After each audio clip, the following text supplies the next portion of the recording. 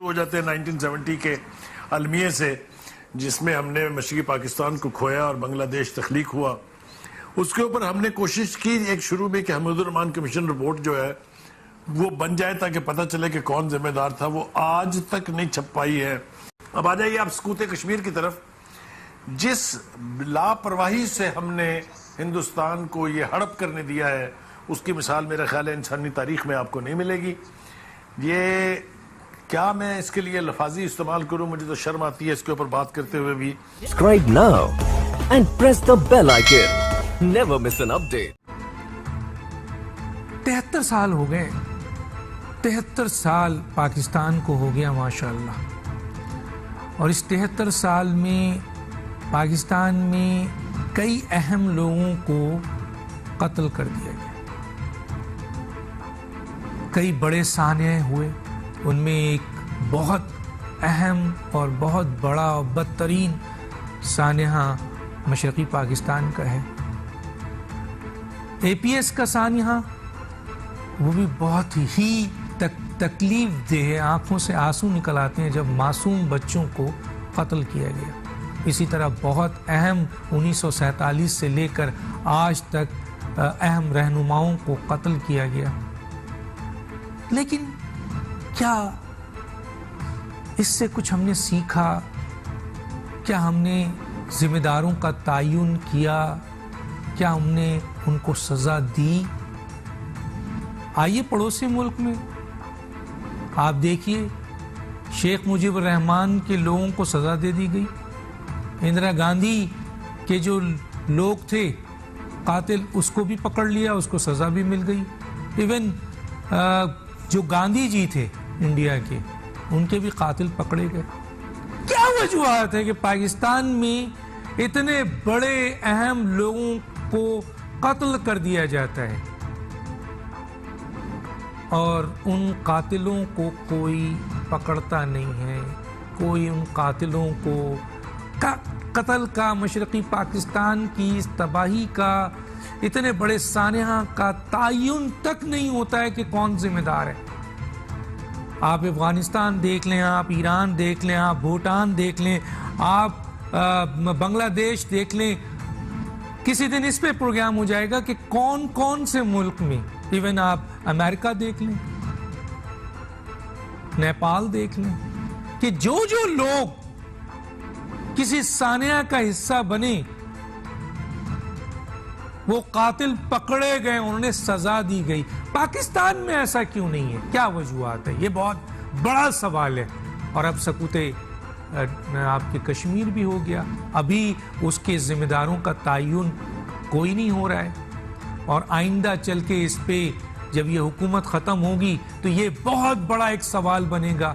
لیکن ابھی اس کے اوپر کوئی سلسلہ ہی نہیں. کتنا بڑا سانحہ ہے.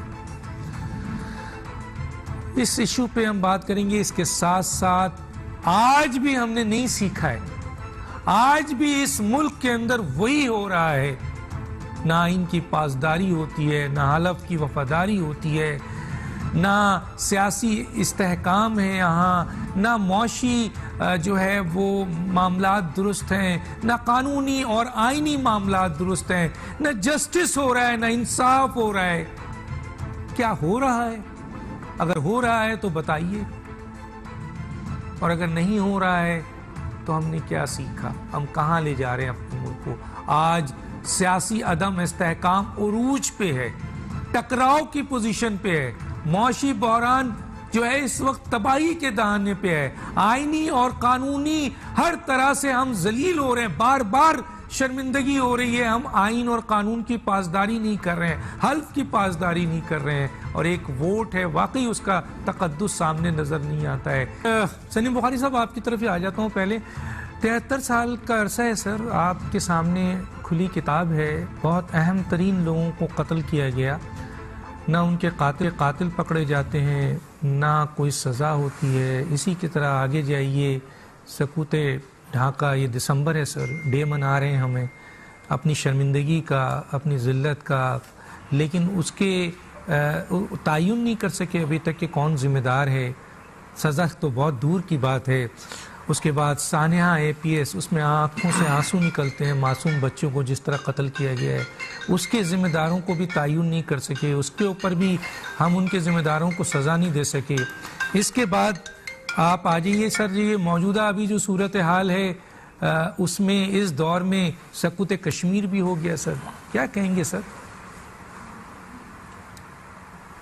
بہت شکریہ آپ کا ڈاکٹر دانش، بہت سارے گمبھیر سوال آپ نے ایک ساتھ پوچھ لیے ہیں، میں کوشش کرتا ہوں اپنی ہمت کے مطابق اس کا جواب دینے کی۔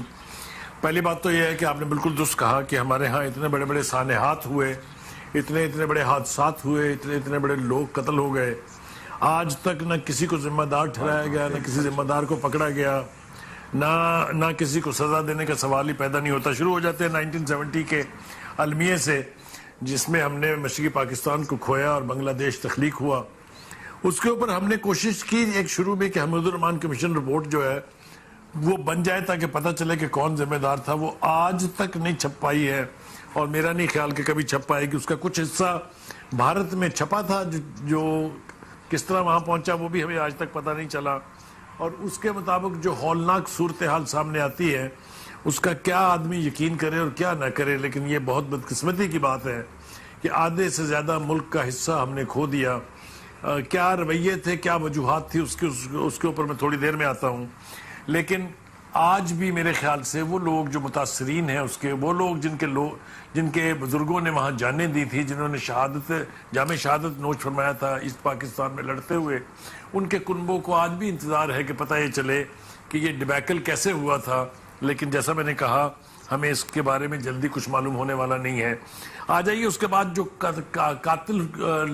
قاتلوں نے جو بہت بڑے بڑے لیڈروں کو قتل کیا، وہ چاہے لیاقت علی خان تھے، وہ چاہے بینظیر بھٹو تھی، چاہے اکبر بگٹی تھے، چاہے بشیر بلور تھے، آج تک ہماری تمام سیکیورٹی ایجنسیز جن کا اتنا بڑا نام ہے دنیا بھر میں، لوگ جو ہیں ان سے ڈرتے ہیں، سلام کرتے ہیں، ان کو مانتے ہیں، ان کے کمالات کو، لیکن ہمیں آج تک نہیں پتہ چلا کہ ان لوگوں کو کیا ہوا۔